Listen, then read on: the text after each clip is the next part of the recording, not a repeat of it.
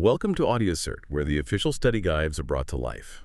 I'm your guide, ready to dive deep with you into the constantly evolving and sometimes, a little bit scary world of cybersecurity. Today, we're zeroing in on a topic that's not just relevant, but truly urgent for everyone, whether you're simply connecting at home, running a small business, or managing a vast corporate network. We're embarking on a deep dive into Chapter 11 of the EC Council Computer Hacking Forensic Investigator, or CHFI certification. Our focus: investigating wireless attacks.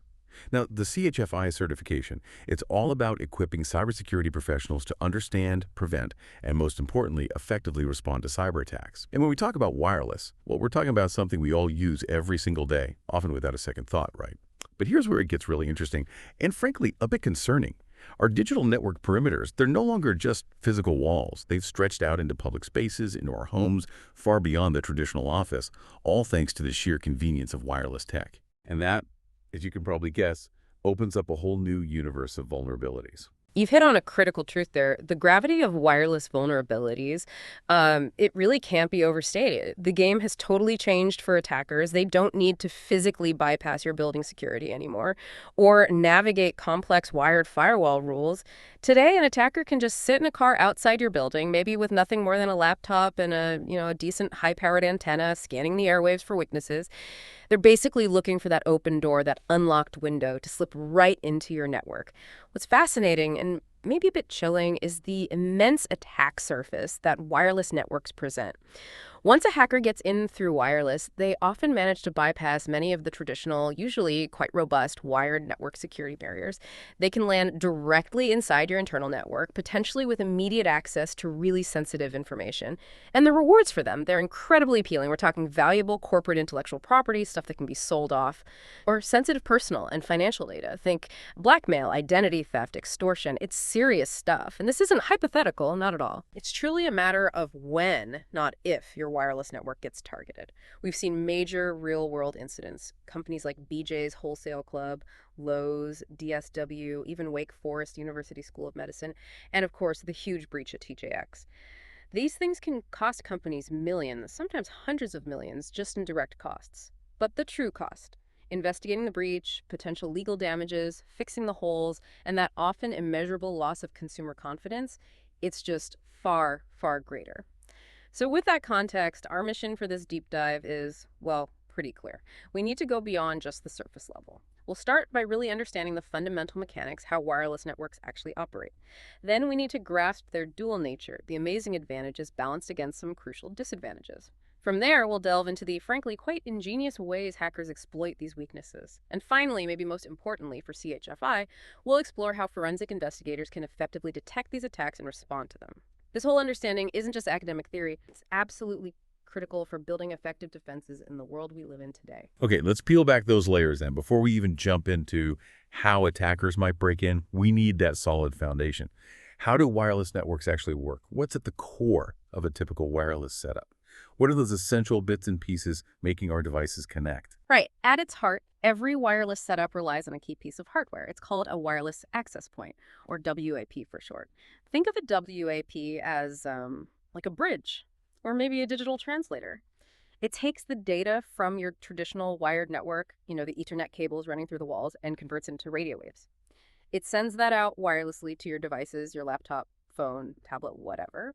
And it does the reverse too, taking the wireless signals from your devices and translating them back into data that can travel on the wired network. So its main job is just acting as this relay, letting the wired and wireless worlds talk to each other. In bigger places, like large offices, you'll often find lots of WAPs working together, placed strategically. This ensures you get a consistent, strong signal everywhere so your device doesn't drop the connection as you walk around. Now, while the WP is kind of the star player handling the radio signals, it's really important to remember that core network services are still absolutely essential. Things like DHCP, that's Dynamic Host Configuration Protocol, that's what automatically gives an IP address to every device connecting. And routing services, they direct all that internet traffic to the right places. A lot of modern WAPs, especially the ones for home or small offices, actually have these services built right in. Makes setup easier. But in larger, more complex enterprise networks, these crucial services, they're often handled by separate, dedicated servers that work alongside the WAPs. Okay, Let's talk about the different kinds of wireless networks. These are mostly defined by what we call the 802.1 standards. Think of these as different versions of the rulebook for wireless communication. The first really big commercial one we saw was 802.11b. It operated on the 2.4 gigahertz or gigahertz radio band. It gave us speeds up to 11 megabits per second, MBPs. Back then, that was revolutionary. Untethering computers was huge. Then came 802.11g, a pretty significant upgrade. Boosted speeds to a much more usable 54 meg apiece. But it still used that same 2.4 gigahertz band, and its backward compatibility with B made it super popular, even though, yeah, the 2.4 gigahertz band is famously crowded. It gets interference from microwaves, cordless phones, even Bluetooth sometimes. For folks needing more stability, or just an alternative to that busy 2.4 gigahertz space, 802.101a came along. This standard moved up to the 5 gigahertz band. Also offered 54 millihertz speeds. Because it operates on a less congested frequency, it often gives you, better stability, fewer dropped connections. It's kind of like different lanes on a digital highway, maybe. 802.1MB is like an old single, slower lane. 802.1MB is faster, sure, but it's still on that same busy highway, lots of traffic jams. 802.11a, that's like a completely separate, newer, clearer highway. Smoother ride, definitely. But the downside was it required your devices to have special hardware to use it. So higher costs, especially early on. Now, for any client device, your laptop, tablet, even a desktop nowadays, to connect wirelessly to the network, the LAN, it needs a compatible wireless network card. Thankfully, almost all laptops sold today have these built right in, and the convenience, the cost-effectiveness of wireless. It's even led many businesses to put wireless cards in their desktops, moving beyond just wired connections. But even with all these advances, how easy it seems to get connected. Deploying a wireless network still needs careful planning. You really shouldn't just plug it in and hope for the best without understanding the big advantages and, crucially, the disadvantages. Right, so wireless offers this amazing freedom. It feels almost like magic sometimes. But like any magic trick, there's always that hidden vulnerability, isn't there? What's the dark side? What are the big advantages? Yeah, but more importantly, what are those disadvantages we absolutely need to be mindful of? Especially thinking about security. You're absolutely right to look at both sides. The advantages are really compelling, which is why it's everywhere now. First, obviously, ease of access. Employees aren't stuck tethered to a wall jack. They can connect from anywhere in the building, conference room, cafeteria, wherever. Huge freedom, big flexibility boost. Second, there's a pretty substantial reduced cost of cabling. I mean, think about wiring up a big office building. The labor, the materials, it adds up fast. Wireless can be much cheaper and quicker to roll out. Get an office online in minutes sometimes. And finally, productivity usually gets a nice bump. People can take laptops to meetings, collaborate easily, move around, stay connected, no downtime. However, and this is a big however, wireless networks also come with some really significant disadvantages, things that demand careful attention. And the biggest one by far is security. Without proper planning, without meticulous configuration, wireless networks are, frankly, alarmingly easy to compromise. This isn't just one disadvantage, it's the primary overriding one. Just the nature of broadcasting data through the air makes it inherently more vulnerable than a wire if you don't lock it down properly. Beyond security, there's also complexity and reliability. Sure, adding WAPs makes things more accessible, but it also adds layers of complexity to network design and management. Admins often have to wrestle with weak signals, dropped connections, managing interference. It takes more sophisticated management. And lastly, there's network performance. You might see speeds like 54 Mbps advertised, right? But the actual data speed you experience, often much less in practice, especially with lots of user sharing or lots of interference. A wired connection, almost always going to outperform wireless for consistent speed and stability. So the convenience is undeniable, but those trade-offs, especially security, huge. That distinction, especially calling out security as the main concern, that's absolutely vital. And it brings us right to how devices actually get onto these networks. How does a client device associate with a WAP? Are there specific security points or vulnerabilities right there in that connection process itself? Yeah, the association process is definitely a critical link in the security chain. For any client device to start sending and receiving data wirelessly, it first has to successfully associate with an access point.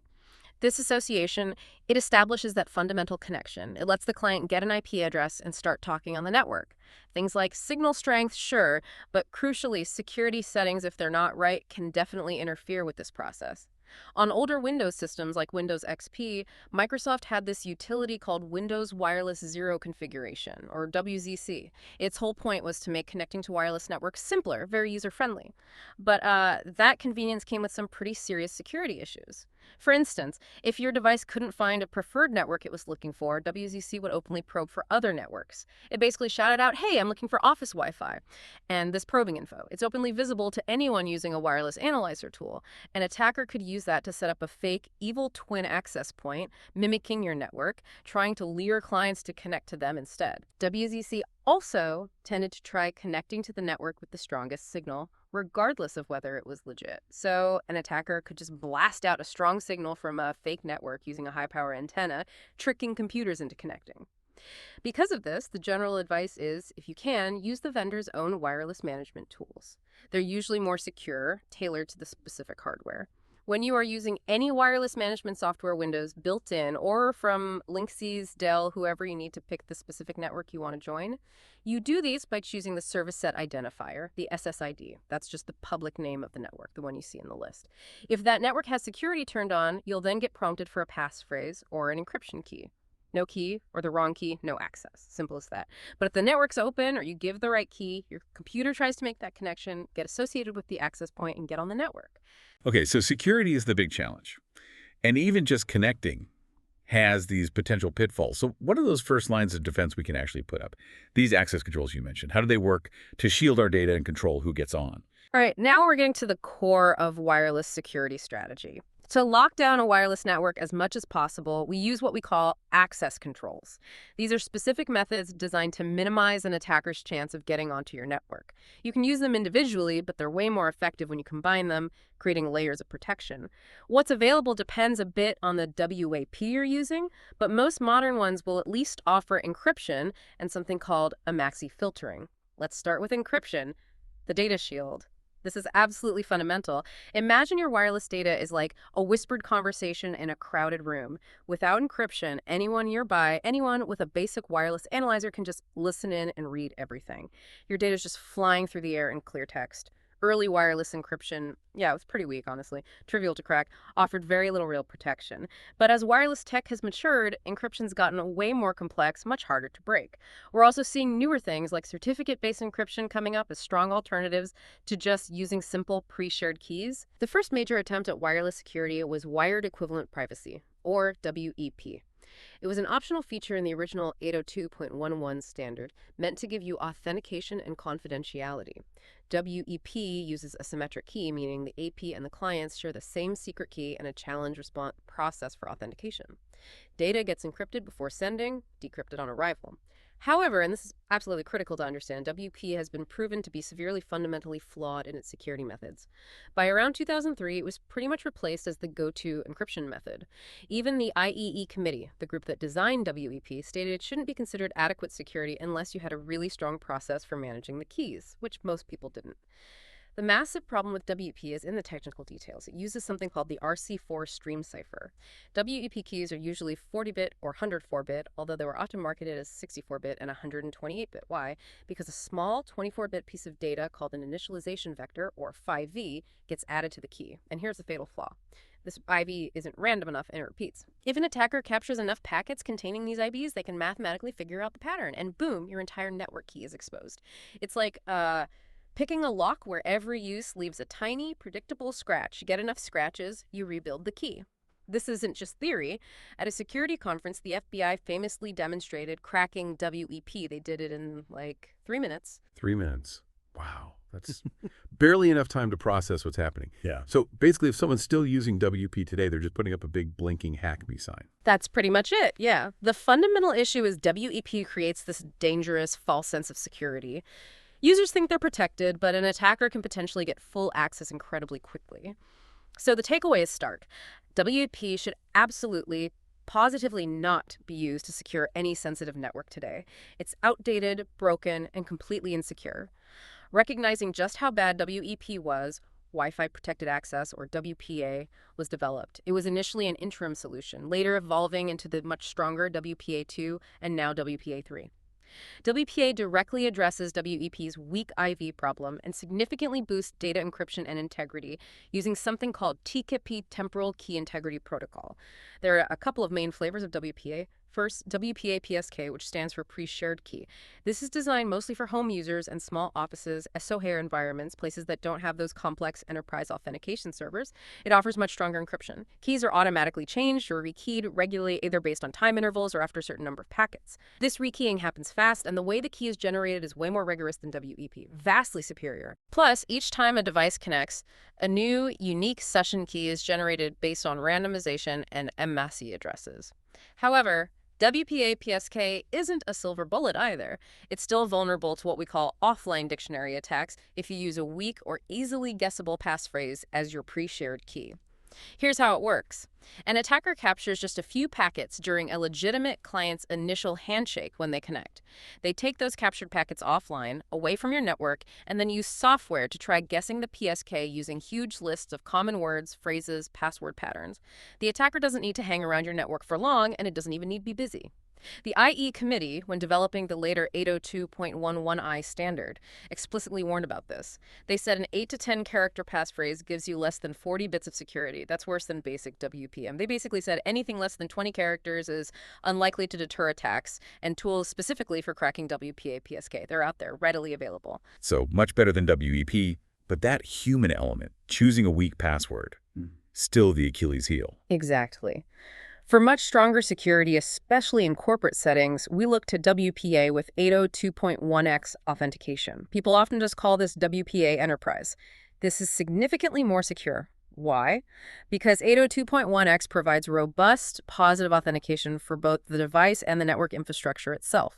It derives secure, unique encryption keys for each session that are not vulnerable to those dictionary attacks. WPA Enterprise is typically used with a Radius server that's remote authentication dial in user service. This means each user logs in with their own unique credentials, not a shared password. When you combine this strong authentication with WPA's improved encryption, it really is the best wireless security mechanism available for most businesses today. Okay, that's a really clear distinction. WPA-PSK for home if you use a super strong passphrase. But WPA Enterprise is really where businesses need to be. What other access controls can we layer on top of encryption, even if they're not perfect alone? Sounds like we need all the help we can get. Precisely. That multi-layered thinking is key. Another common control is Nmap filtering, media access control filtering.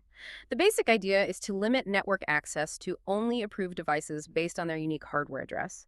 Every network card in your laptop, phone, whatever, has this unique 48-bit Nmap address assigned by the manufacturer. It looks like, say, 0007 E9, E3, 84, F9. It's supposed to be unique globally. So in theory, you can make a whitelist. You find the AFI addresses of all the devices you want to allow. Then you manually type them into your access points configuration settings. Once you've entered this list, theoretically, only those specific devices should be able to connect. But Nmap filtering has some pretty big limitations. First, there's a significant administrative overhead. Every time a new device needs access of a visitor's laptop, a new employee's phone, someone has to manually add its Nmap address. And you also need to remember to remove old devices. It can become a real chore for network admins, especially in larger environments. But the biggest limitation, the real killer, is MS address spoofing. While the MSKey address is usually burned into the hardware, there's readily available software that lets you easily change, or spoof, the MSKey address your device reports. An attacker can use tools to sniff out an allowed MS address that's already connected to your network. Then they just configure their own device to use that same S address. Boom! They bypass the filter completely. So while MC filtering might deter maybe the most casual, uninformed snooper, it provides very limited actual security. So it's security through obscurity almost. Easily broken. Exactly. It should absolutely never be used as your only security measure. Maybe as part of a wider policy with strong encryption, but never alone. Another technique people try is cloaking the SSID. Remember, the service set identifier is the public name of your network. Normally, in open network mode, the AP constantly broadcasts this name in beacon frames, about every 100 milliseconds or so. These beacons also carry other info like channel, speeds, encryption type. Closed network mode, or cloaking, simply means turning off that broadcast. The idea is if attackers can't see the network name easily, maybe they won't know it's there. It's also worth mentioning default SSIDs here, things like Linksys Netgear default. Broadcasting a default SSID is often a sign that other security settings, like the admin password for the AP, might also be at their weak default values. Like leaving the keys under the mat. Pretty much. So changing the SSID from its default, even if you don't cloak it, is a small but definitely recommended step. But, like maxi filtering, cloaking the SSID also has major limitations. It does not completely hide the access point. Wireless analysis tools like Kismet we'll discuss later, can still detect the presence of the network. And given enough time, they can often figure out the cloaked SSID anyway by observing client connection attempts. So again, it might act as a minor hurdle, make the network slightly less obvious, but it's not a real security measure. Just slows down the slightly less determined attacker, maybe. Exactly. Don't rely on it. Ultimately, both mass filtering and SSID cloaking are really just thin additional layers. Your real security comes from strong encryption and authentication. Okay, so it really does keep coming back to that multi-layered approach being absolutely essential. But even with those layers in place, attackers are persistent, they're always finding new ways. Which makes me wonder, what about proactively testing our own defenses? How do organizations actually check their wireless security before an attacker finds a hole, instead of just waiting for a breach to happen? This brings up a really critical point, and it's one where, honestly, many organizations still fall short, often because of a kind of negative stigma around it. We're talking about wireless penetration testing, and it's no longer just a nice to have. It's absolutely crucial. Unfortunately, some managers, some sysadmins, they shy away from it. They see using hacker tools and methods as somehow, I don't know, legitimizing malicious tactics. Like fighting fire with fire makes them uncomfortable. Something like that. But that attitude, well, it can lead to a dangerously insecure wireless network that's never actually been stress tested against a realistic attack. The whole purpose of a wireless pen test is precisely that. Find out how secure your wireless setup really is by simulating real-world attacks. By understanding, learning, and even implementing the same methods an intruder would use, you can much better assess your actual vulnerabilities, fix those weaknesses, and truly harden your defenses. Often, networks are first discovered by attackers during what's called war driving. That's just driving around scanning for insecure networks with special gear.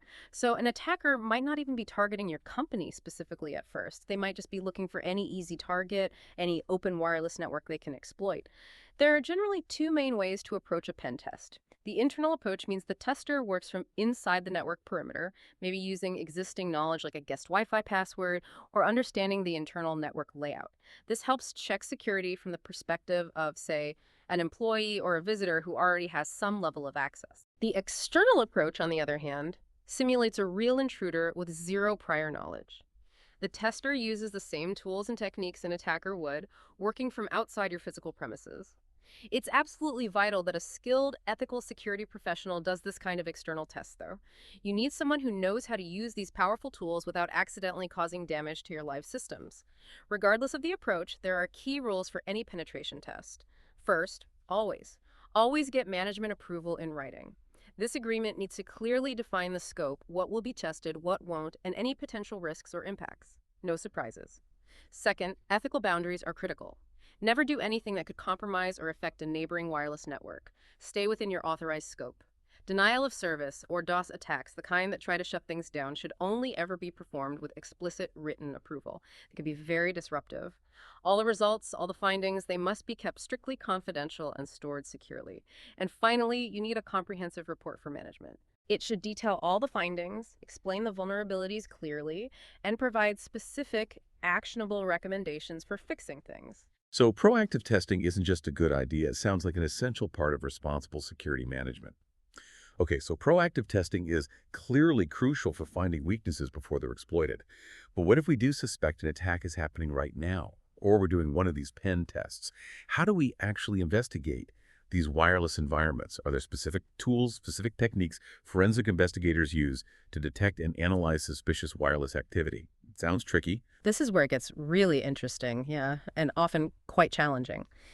Investigating wireless attacks is difficult, partly because of the nature of the tech data is just in the air, it's ephemeral, and partly because of the anonymity it can offer attackers. They can launch an attack and just vanish. That said, we absolutely do have a powerful toolkit for detection and analysis. First, a really critical legal point that investigators always have to keep front of mind: search warrants. Before you can legally dig into a device owned by someone else, you almost certainly need a search warrant. And it's imperative that warrant includes proper authorization to perform on-site examinations of computer gear, including wireless access points. You simply cannot perform forensic analysis on equipment you aren't legally authorized to touch. Period. Now for detection. One common problem with just doing physical walk-around scams is that clever, unauthorized users might just unplug their rogue APs during an audit. Hide the evidence when the police car drives by. Exactly. Then they plug it back in later, makes physical scans infrequent and sometimes ineffective. This is where detecting wireless access points from your wired network comes in. It offers big advantages. You can set up automated scripts to constantly scan your network, even those hard-to-reach subnets, saving time and money. And it makes it much harder for rogue devices to hide. To do this effectively, obviously, you need to be connected to the internal wired network and have access to all the subnets you want to scan. One of the most popular, most versatile tools for network exploration and security auditing, which is also great for finding WOPs, is Nmap. Network Mapper. Nmap is free, it's open source, and it's designed to rapidly scan huge networks, but it works just fine on single hosts too. It uses raw IP packets in really clever ways to figure out what hosts are online, what services they're running, app name version, what operating systems they're using, OS version, what kind of firewalls or packet filters are in place, and tons of other details. Runs on most OCs, incredibly powerful. For attackers, Nmap's stealth scanning features are key. They help them sneak past firewalls and monitoring systems. For us, during an investigation or pen test, Nmap's OS fingerprinting is really effective for spotting WPs. We look for specific output, maybe something like device type WP, to confirm we found one. You can just point Nmap at a network segment, and it'll often tell you not just what devices are there, but what kind of device, like is it a printer, a server, or hey, a wireless access point. Even the OS sometimes. It's a fast way to find hidden or unauthorized gear. Another really powerful tool for finding network vulnerabilities is Nessus. Nessus is widely used, it's powerful, regularly updated, it scans networks to pinpoint systems with security holes. It's fast, reliable, and has this modular design, meaning you can add external plugins to tailor scans for specific vulnerabilities you care about. Nessus usually works with a server doing the actual scanning and a client providing a nice user interface. For detecting WPs specifically, Nessus has a dedicated plugin, number 11026. It's designed just for that. It identifies WPs using several techniques. TCP/IP fingerprinting, like Nmap does, analyzing the web management interface if it has one, checking FTP banners, and querying SNMP Information Simple Network Management Protocol. If any of these methods flag the device as a WAP, Nessus reports it. It's a great way to automate finding both legitimate and rogue APs on your wired network. Beyond just scanning, we also have to constantly deal with the threat of rogue access points. These are a growing and pretty insidious threat. Users, often meaning well, just trying to get better signal maybe, plug their own misconfigured WAPs into the corporate network socket. Oh yeah, I've heard of people doing that. Creates a backdoor, right? Exactly. It extends the corporate network wirelessly without IT knowing or having any control. That creates this dangerous gap. You lose control over where sensitive data might be going, and worse, who might be listening in. The best solution for detecting and responding to these, especially in larger environments, is often a wireless IDASTS. That's Intrusion Detection/Prevention System. A wireless IDS-CPS gives you 24/7 continuous monitoring of the airwaves, and it can dynamically respond to threats it finds. Its capabilities are pretty impressive. It actively detects rogue devices. Crucially, it can often terminate them. It can do this through air suppression, basically jamming their signal locally, or port suppression, telling the network switch to shut down the physical port the rogue AP is plugged into. It also provides detailed forensic analysis of packets and can even track a rogue device's physical location by triangulating its signal between multiple sensors. Wow, that sounds like the gold standard for enterprise wireless security. It really is, yeah. Offers a level of active defense and visibility that's hard to match otherwise. Okay, so we can detect unauthorized devices, scan for vulnerabilities. That's vital for defense. But let's flip the script again. What about the actual step-by-step techniques hackers use to compromise a wireless network?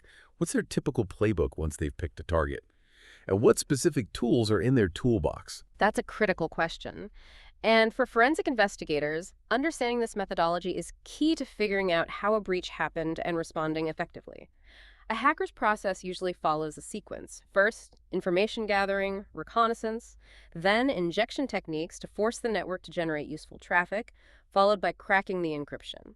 And finally, gaining network access and exploiting it further. The tools they use, often freely available online. They're included in security-focused Linux distributions like Kali Linux, which evolved from Backtrack.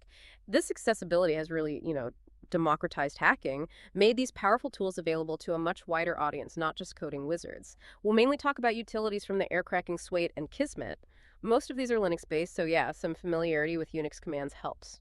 The very first step for an attacker is information gathering, reconnaissance, their goal.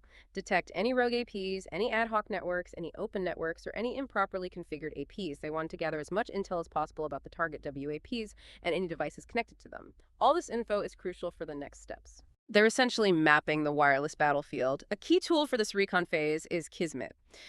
You can think of Kismet as a digital sniffer dog for wireless signals. It's a layer 2 wireless packet analyzer. It needs a wireless card that supports raw monitoring mode, meaning it can capture all the raw Wi-Fi traffic floating around. Kismet is fantastic for quickly identifying networks, checking their security status encrypted.open, seeing if they're trying to cloak their SSID, finding their operating channels, and grabbing SSIDs, all by passively capturing packets right out of the air. Like having Wi-Fi X-ray vision. Exactly, like X-ray vision for the airwaves. An attacker using Kismet would just fire it up and watch as networks start popping up on their screen. Kismet's display gives really valuable info. The name, SSID, type is an access point, ad hoc, just a client, SSPW, secured, yes, no, CH, channel, packets captured, sometimes an IP range. Kismet also uses colors as quick visual cues for security posture. Yellow usually means unencrypted, big red flag. Red often means using factory default settings, another huge red flag. Green means secured, like WPA-PSK. Blue means hidden or cloaked SSID. Seeing yellow or red, that's an immediate sign of weak security, a potential target.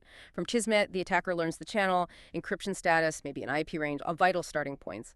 Once they have this initial intel, an attacker often moves on to the Aircrack-ng suite. This isn't just one tool, it's a whole collection, a powerful toolbox specifically for auditing and attacking wireless networks. Let's break down the main components. Aerodumping.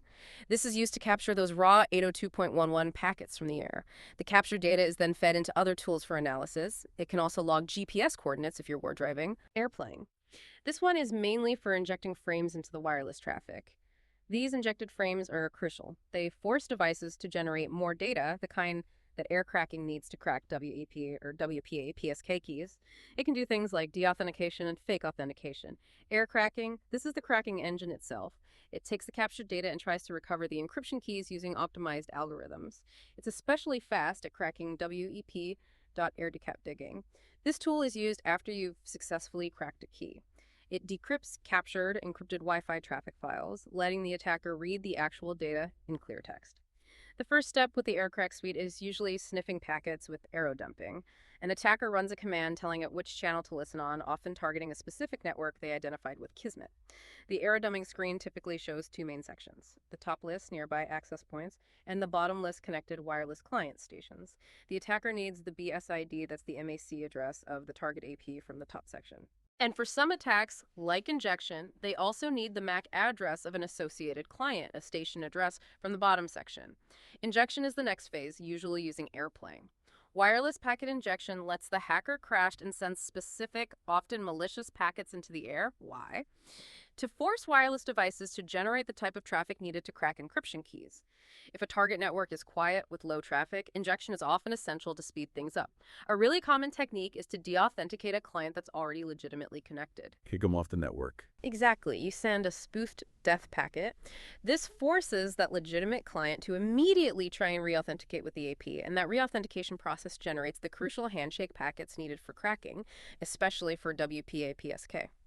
Airplaying can perform several different attack types. One is fake authentication. This just tries to associate the attacker's machine with the target AP, basically tricking the AP into thinking it's a legit client, even without the key yet. Another common one, highly effective for generating traffic to crack WEP, is ARP Request Replay. This attack involves capturing ARP packets, address resolution protocol used to map IPs to MSC, and then retransmitting them. This forces the access point to respond, and each response contains a new IV. Those initialization vectors we talk about being weak in WP. The more IVs you collect, the easier WP is to crack. To really flood the AP and generate traffic quickly, attackers often combine ARP replay with a deauthentication attack. They repeatedly kick clients off, forcing them to reconnect, which causes a surge in ARP traffic and other useful packets for capture. While these injection commands are running, the attacker watches the data column in aerodumping. They want to see that number climbing rapidly, indicating they're capturing enough IVs or handshake packets. The cracking phase then uses Aircrack-ng itself. It takes the captured data file from aerodumping and tries to recover the encryption key. For WEP keys, Aircrack-ng uses statistical attacks, like the FMS Querpay attacks, and brute force methods to find the key relatively quickly if enough IVs were captured. If successful, Aircrack-ng will just display the WEPP right there on the screen, plain text. For cracking WPA-PSK, because it's mathematically much stronger, only dictionary attacks are really feasible. The tool tries passwords from a list, a dictionary file. Which again highlights why a long, complex, non-dictionary word passphrase is so critical for WPA-P2. Absolutely critical. If your PSK isn't in the attacker's dictionary, this attack fails. So once the key is obtained, the network is compromised. Now the attacker can move on to actually exploiting that access, usually through passive or active sniffing. Passive sniffing, this is really stealthy. The attacker uses the cracked key to decrypt network traffic they capture without actually connecting to the access point themselves. Since they aren't connected, they leave no trace in the AP's connection logs. They're virtually invisible to standard logging. They use air decapping for this, feed it the captured encrypted file and the cracked key. Air decapping spits out a new, unencrypted file that can be opened in tools like Wireshark, letting the attacker read usernames, passwords, emails, anything sent in clear text over the network. Wow. Undetected eavesdropping. That's scary. It is. The danger is profound because the attacker can just keep listening completely undetected until someone finally changes the encryption key, if they ever do. Active sniffing. This is more direct. The attacker uses the cracked key to actually connect to the access point, just like a legitimate user. They get an IP address. Once connected, they can directly sniff traffic on the network using standard sniffing tools. Now, this direct connection can potentially be logged by the AP if logging is enabled and detailed enough, but it's still hard to spot without a dedicated wireless IDS CPS or constant vigilant monitoring for unfamiliar MAC addresses showing up. The added danger here, once they're actively connected to the wireless network, if it shares the same subnet as your wired network, which is common in smaller setups, the hacker can then use more advanced tools like Ettercap to potentially sniff traffic on the wired side too, greatly expanding the potential damage. That whole chain of events, it really highlights how quickly a network can fall and how stealthy an attacker can be, especially with passive sniffing. Given how hard detection seems to be, what can organizations actually do to even spot these things happening? And how do they prepare for forensics? Especially since, like you said, wireless evidence can be so fleeting. Yeah, that's the million-dollar question, right? Prevention and detection. When it comes to detection and forensics, logging is absolutely paramount. Most decent wireless access points do have some ability to log traffic and connections. This is crucial for forensic analysis later. It allows investigators to try and piece together a timeline, pinpoint when an event happened. But here's a significant limitation. The logging on most standard, off-the-shelf APs often lacks the necessary granularity. The deep, detailed, packet-level info you really need for effective forensic analysis of a sophisticated attack. So it might log that someone connected, but not necessarily what they did once they were on. Exactly. It might log the MAC address that connected, the time, maybe the IP they got, but not the malicious packets they might have sent or the sensitive data they might have sniffed. This is where those wireless IDS-CPS systems become so valuable again. They can be specifically configured for really granular monitoring and logging of any suspicious wireless activity, malformed packets, unusual traffic patterns, known attack signatures. These systems use dedicated wireless sensors to gather all this detailed data, making it available for forensic analysis if an incident does occur. But the bottom line here is pretty stark. Investigating wireless attacks after they've happened is inherently difficult. The text transient nature, the anonymity, attackers love it for a reason. They can be in and out fast. This is precisely why the absolute best approach is proactive, comprehensive, secure configuration of your wireless network in the first place. Make it as hard as possible for them to get in. If a wireless incident does happen, an investigator will then often use the exact same tools the attacker used, Kismet, Aircrack-ng, etc., to try and replicate the attack, determine how it was done, and assess what information might have been exposed. And don't forget, proactively reviewing event logs on your wired servers and other network devices is also smart. Sometimes the first clue of a wireless breach shows up as unusual activity on an internal server, which then allows you to investigate and respond appropriately. Wow. Okay, that was a truly comprehensive deep dive into the shadowy world of wireless attacks and defenses. It's crystal clear that the landscape is way more complex than just setting a password on your Wi-Fi router at home. Let's quickly recap some of the most critical takeaways for you, our listener, just to make sure these key points really stick. We want you walking away well-informed and better prepared for this invisible frontier. Absolutely. Good idea. First, and maybe most critical, understanding the adversary. Knowing the techniques hackers use from that initial recon with Kismet through injection and cracking with the Aircrack-ng suite, it's absolutely paramount. For effective investigation, yes, but even more for building robust defenses. Can't keep them out if you don't know how they get in.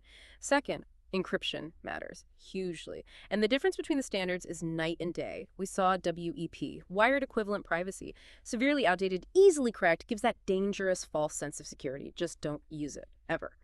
WPA-PSK, Wi-Fi protected access with pre-shared key, far superior, better key generation, fast rekeying, but still vulnerable to dictionary attacks if the passphrase is weak. Complexity is everything there. And for corporate environments, WPA Enterprise with 802.1x authentication. That's the gold standard for robust user-specific security. Third, multi-layered security is non-negotiable. No single control is enough. Things like MA's filtering, SSID cloaking, minor deterrence at best, easily bypassed by a determined attacker if used alone. The strongest defense comes from combining strong encryption with these minor hurdles, plus regular monitoring, solid security policies, and strong authentication. Think like an onion, lots of layers. Fourth, proactive testing is essential, not optional. Wireless pen tests are vital. Find your vulnerabilities before the bad guys do. Tech evolves. Attacker tools evolve. What was secure last year might not be this year. Continuous, ethical testing is just necessary hygiene now. Fifth, we touched on some powerful tools used by both sides. Kismet for recon. The Aircrack-ng suite, arrow dumping, airplaying, aircracking, decapping fundamental for simulating attacks, cracking keys, and analyzing captured traffic, including that stealthy passive sniffing. And finally, active detection and prevention. Wireless IDCP systems are the top tier for enterprise environments. 2147 monitoring, rogue AP termination, deep forensic analysis. And don't forget wired scans with tools like Nmap and Nessus. Still valuable for finding unauthorized wireless devices plugged into your infrastructure.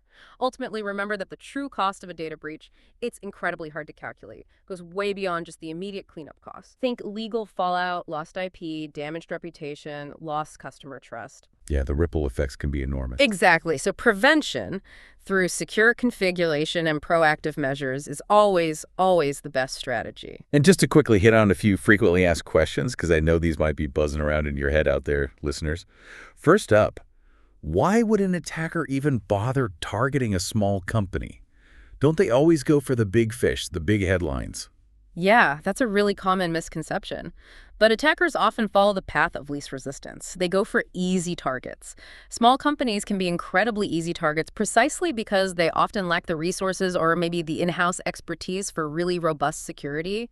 The motivation, usually financial gain, plain and simple. If your company uses the internet for corporate email, accesses password-protected sites, does any B2B or B2C transactions online, then your data, your access is valuable. And wireless is often seen as an easy way in. So yeah, small companies are absolutely attractive targets. They're looking for quick, easy money, not necessarily making the front page news. Okay, next question.